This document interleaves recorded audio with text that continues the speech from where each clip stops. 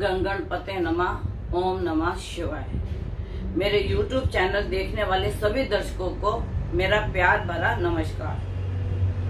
अब देखिए, वीडियो तो मैं रोज रोज नहीं डालती थी, लेकिन बहुत से दर्शकों का मेरे पास मैसेज आया कि गुरुमा आप बहुत लेट वीडियो डालते हो और क्या कारण है, हमें आपकी वीडियो देखने को नहीं मिलती।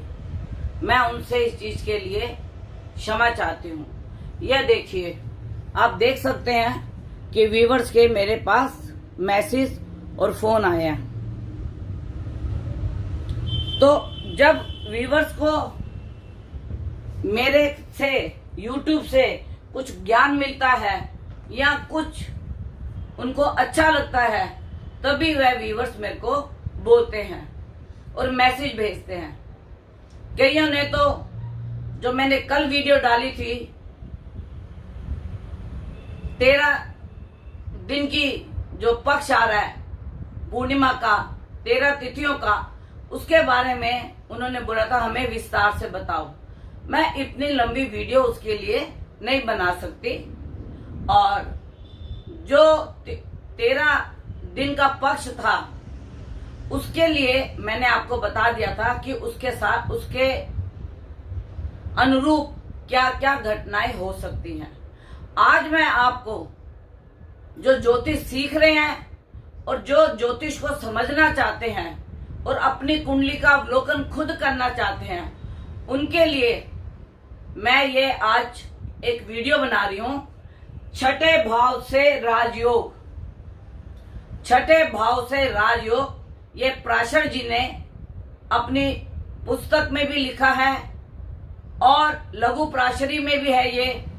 और जो ज्योतिष के जानकार है उनको सबको इस चीज का ज्ञान होगा, लेकिन जो सीख रहे हैं उनके लिए ये एक नया अध्याय होगा। छठे घर से जो मेरा अनुभव है, मैं अपना अनुभव बता रही हूँ। छठे भाव से शत्रु देखे जाते हैं, नौकरी देखी जाती है, रोग देखा जाता है, तपस्या देखी जाती है, कर्ज देखा जाता है। अब आप मेरे को एक बार बताओ कि यहां से तपस्या कैसे आ जाएगी। बहुत से व्यूअर्स मेरे से क्वेश्चन करेंगे, लेकिन मैं उसका जवाब आपको इसी वीडियो में दे रही हूं कि नवम से, ये नवम भाव है, यहां से ये छठा भाव हमारा 10वां स्थान बन जाता है कर्म का।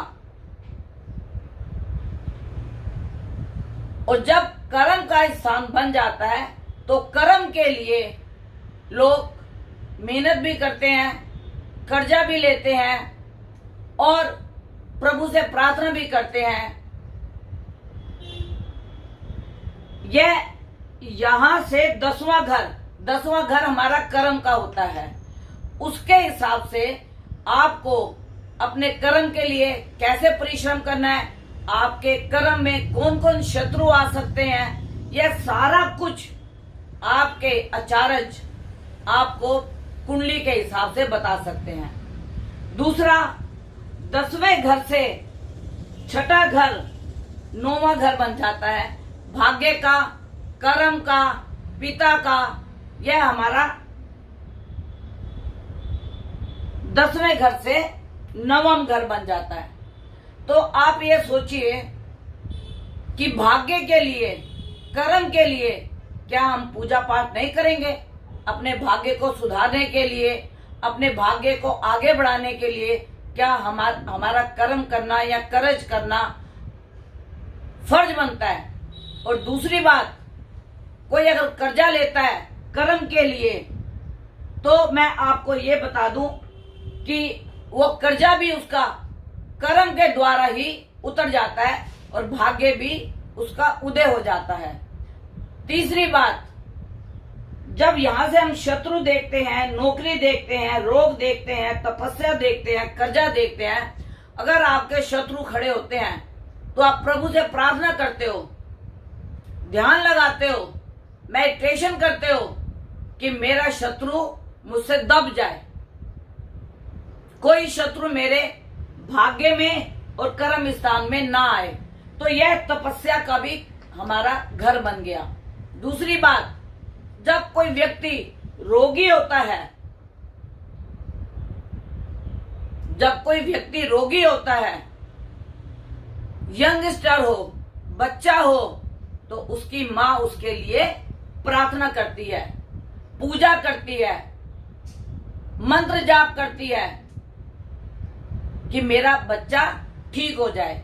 तो आप ये सोचिए, हम रोग के लिए भी तपस्या करते हैं, कर्म के लिए भी तपस्या करते हैं, भाग्य के लिए भी हम तपस्या करते हैं। और अगर हम कर्ज लेते हैं, जो ये हमारे को कर्जा भी बताता है, तो कर्जा आप ये देखिए हम किसके लिए लेंगे, कर्म के लिए और भाग्य के लिए।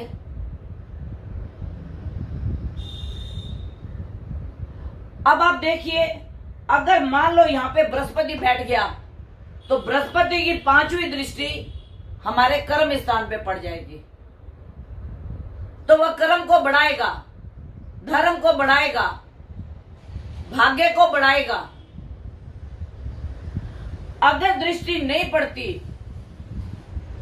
तो ये यहां से 9वां भाव है और ये यहां से 10वां भाव है। हमारे भाग्य का, हमारे कर्म का, हमारे को कर्जे से मुक्त कराने का भी हमारा ये 6ठा घर है। और यहीं से हमारी नौकरी का भी बनता है। अगर हमें नौकरी के लिए भाग दौड़ करनी है तो हमें कर्म करना पड़ेगा। हमारे को 9वां भाव से 10वां भाव हमें कर्म करना पड़ेगा, तभी हमारी नौकरी लगेगी। और अगर यहाँ पे अच्छा ग्रह बैठा हो तो हमारे भाग्य को वह 4 चांद लगा देता है। और हम भाग्य के लिए फिर 12वें भाव को देखते हैं यहाँ से, तो वहां पे व्यय भी करते हैं, कर्म के लिए व्यय करते हैं, धर्म के लिए व्यय करते हैं, हम इन सब चीजों के लिए व्यय भी करते हैं। और 9वां भाव पिता का भी होता है, यहां से ये 10वां स्थान हो गया। तो पिता भी कार्य में मदद करेगा और जिसकी ये पत्री होगी वो भी अपने पिता के लिए कार्य करेगा। अगर ग्रह शुभ केंद्र में हुए तो, नहीं तो पिता और पुत्र में, या पुत्री की हो तो पिता और पुत्री में कुछ अनबन के योग भी बनते हैं। अब आप इसका एक और उदाहरण देखिए तपस्या का। और ऐसा व्यक्ति अच्छा एस्ट्रोलॉजर भी बनता है। 6ठे भाव का जो ज्ञाता होता है वो एस्ट्रोलॉजर भी बनता है। अब यहाँ आप देखिए, यहाँ पे मैंने मकर लगन लगाया हुआ है। मकर लगन लगाने के ऊपर यहाँ पे मैंने बुध बिठाया हुआ है। अब बुध किसका मालिक है? 6ठे का मालिक है और 9वां का मालिक है। 6ठे और 9वां का मालिक है। अब आप देखिए, ये यहां से बन गया 5वां, यहां से बन गया 5वां। बुद्धि, तीव्र बुद्धि, ज्ञान, ज्योतिष, टेक्नोलॉजी, कंप्यूटर, धर्म, कर्म, इसमें इस व्यक्ति का, स्त्री हो या पुरुष हो, उसका भाग्य जागेगा। ठीक है। अब यहां से अगर हम लेते हैं 6ठे घर से, तो ये 8वां घर बैठता है बुध का। और बुध शनि के घर में बैठा हुआ, उसके मित्र राशि में बैठा हुआ है, इसको इंट्यूशन पावर याद ही देगा, अदृश्य शक्तियों से इसका मिलन कराएगा और इतना स्पिरिचुअल बनाएगा इसको कि ये अपना तन, मन, धन सब तपस्या में लगा देंगे, चाहे वो स्त्री हो चाहे वो पुरुष हो। आपको ये बिल्कुल साफ दिख रहा होगा। यहाँ मकर लगन लगाया, मकर लगन में बुध और 6ठे घर का मालिक और 9वां घर का मालिक, यह जाके बैठ गया केंद्र में। और केंद्र में बैठने से 9वां पंचम का योग भी इसका बन गया।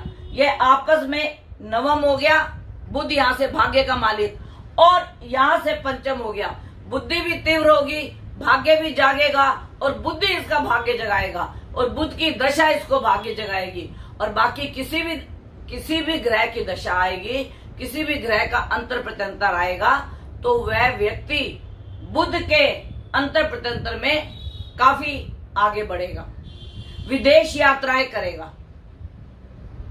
9वां भाव विदेश का भी होता है।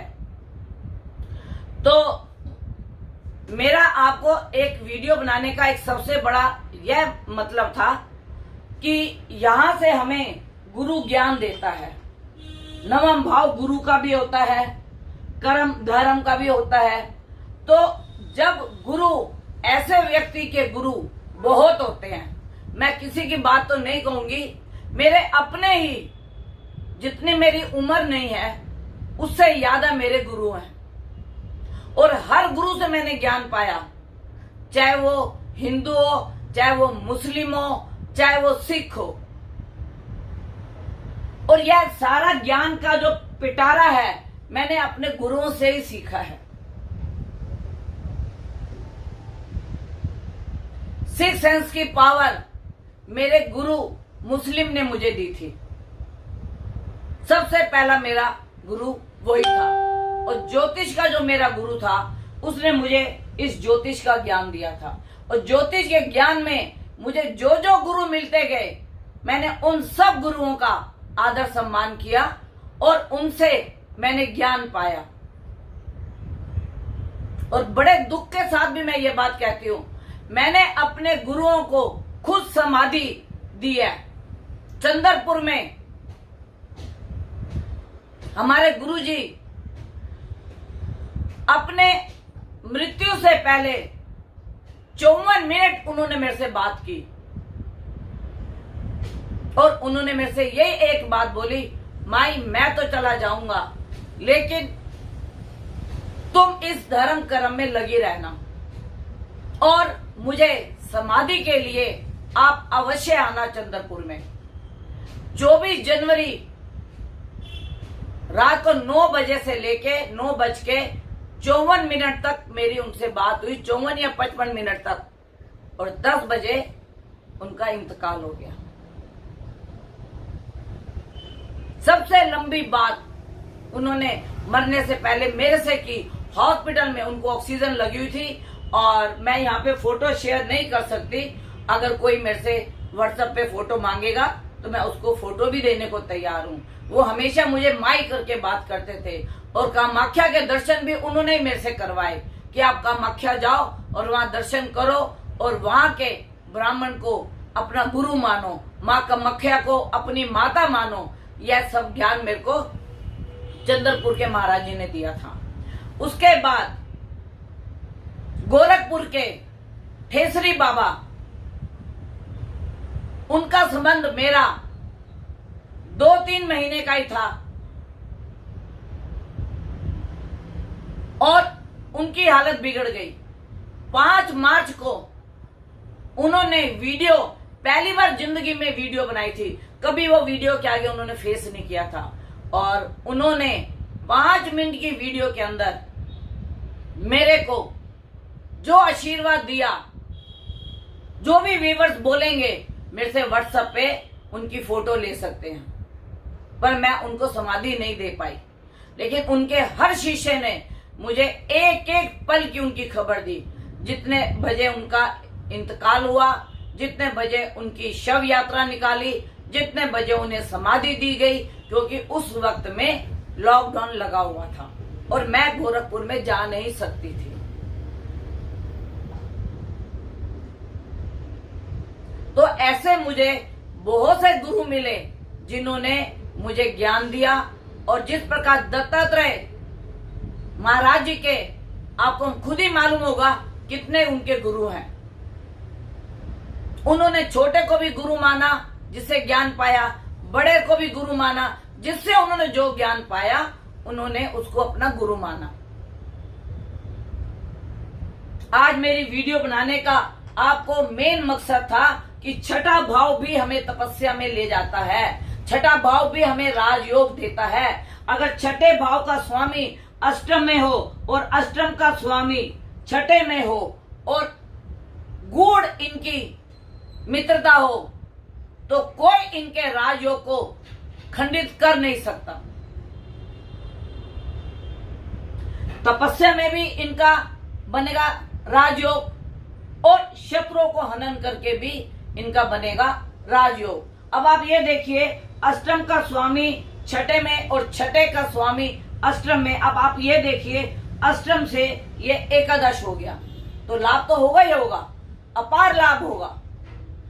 और छठे से अष्टम में अगर गया तो तीसरा घर पराक्रम, पराक्रम ऐसा होगा, ऐसा पराक्रम होगा कि दुनिया देखेगी कि ये बंदा 24 घंटे में 20 घंटे काम करने वाला होगा, क्योंकि इसका राजयोग है। जब राजयोग होता है, लोगों के बड़े बड़े बिजनेस होते हैं, बड़े बड़े उनके कारोबार होते हैं, तो उनको अपने हर वर्कर को और हर अपने व्यक्ति की देखभाल करनी होती है, क्योंकि यह जो यहां से एकादश और यहां से तीसरा स्थान है, यह आपको जिंदगी में कभी आपके राजयोग को खंडित ही नहीं करेगा, जन्म से लेके मरण तक। जब से ये पराक्रम में आएगा, यहां से तीसरा घर, और जब इनकी दशाएं चलेंगी उसमें तो इनके वैसे ही वारे न्यारे हो जाएंगे। जब छठे की दशा चलेगी और जब फिर अष्टम की दशा चलेगी, उसके अंदर यह इतनी ऊंचाइयां पकड़ेंगे जैसे महेंद्र सिंह धोनी ने पकड़ी ऊंचाई।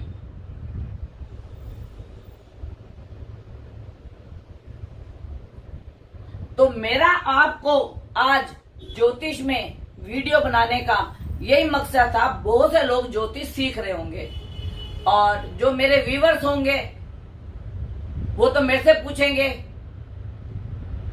कि आप हमारे ग्रह बताइए, हमारी कुंडली से बताइए, तो उनको बताना मेरा फर्ज है। और मैं उनको समय से पहले बता भी देती हूं कि आपका ऐसा समय आ रहा है, आपका भाग्य उदय होने वाला है, या अभी आपको थोड़ा सा प्रिकॉशन लेने की जरूरत है, या रोग का कारक आपका ग्रह आपको कुछ रोग देगा। और जो जैसा ग्रह बैठा होता है उसके रोग भी वैसे ही होते हैं, तो इसमें कोई घबराने की बात नहीं है। लेकिन मेरा सिर्फ सबसे पहला मकसद ये था कि मैं आपको बताऊं कि छठे घर से भी राजयोग, तपस्या, ज्योतिषी, नौकरी, शत्रुओं का हनन, कर्जे की मुक्ति, यह सब होती है, क्योंकि यह नवम और दसम भाव से इसका मेल होना जरूरी है। अब मैं अपने दर्शकों से विदा चाहूंगी और माफी चाहूंगी, और उनके कभी उनको यह कंप्लेंट नहीं आएगी कि गुरुमा आप वीडियो लेट डालते हो। मैं हफ्ते में 1 या हफ्ते में 2 या 10 दिन में 1 या 10 दिन में 2, इससे ज्यादा मैं वीडियो नहीं बना सकती, क्योंकि बहुत से व्यूवर्स का भी मेरे पास आना होता है, उनकी कुंडलियों का अवलोकन भी करना होता है, और मैं जिसका भी अवलोकन करती हूँ आजकल ऑनलाइन से करती हूँ। और इसलिए मैं करती हूँ कि थोड़ी सी प्रिकॉशन लूंगी तो अच्छा रहेगा। एक बात मैं आज आपको बताना चाहती हूँ, सरकार स्कूल खोलने का निर्णय लेगी जब गुरु कुंभ राशि में आ जाएंगे, तो यह निर्णय लेगी। लेकिन जो अभिभावक हैं वो अपने बच्चों को ऑनलाइन पढ़ाना ही पसंद करेंगे, क्योंकि अभी बच्चों की वैक्सीन आई नहीं। जब बच्चों की वैक्सीन आई नहीं तो वह स्कूल में कुछ भी कर सकते हैं, बिना मास्क के भी रह सकते हैं और इधर उधर भी घूम सकते हैं। तो उसके ऊपर टीचर्स भी कितना, अध्यापक जो शिक्षक है वो भी कितना ध्यान रखेंगे। हर बच्चे पे तो ध्यान कोई नहीं रख सकता। तो लेकिन मुझे अभी ऐसे लगता है कि जब तक बच्चों को वैक्सीन नहीं लगेगी, ये मेरा अनुभव कहता है कि माता पिता अपने बच्चों को स्कूल भेजने से डरेंगे, ऑनलाइन पढ़ाना ज्यादा पसंद करेंगे। नमस्कार, आप और आपका परिवार सदा सुखी रहे, और मेरी तो आपको यही दुआ रहेगी, अपने माता पिता का, अपने गुरुजनों का, सबका आप सम्मान करें, दान धर्म कर्म की तरफ अपना ध्यान लगाएं, जितना भी हो मेडिटेशन करें, पूजा पाठ करें। और अगर कोई मेरे से कांटेक्ट करना चाहता है तो 9810930691, 4 बार 9999338366, ये मेरा कांटेक्ट नंबर है। 11 बजे से 4 बजे तक आप अपनी कुंडली का मेरे से अवलोकन करा सकते हैं। और इसके अलग टाइम में अगर किसी का फोन आता है तो मैंने पहले भी बोला था कि मैं ब्लॉक कर देती हूँ, क्योंकि कुछ समय मुझे अपने लिए भी चाहिए, कुछ समय मुझे अपने गुरुओं के लिए भी चाहिए, कुछ समय मुझे अपनी तपस्या और पूजा के लिए भी चाहिए। तो इसके लिए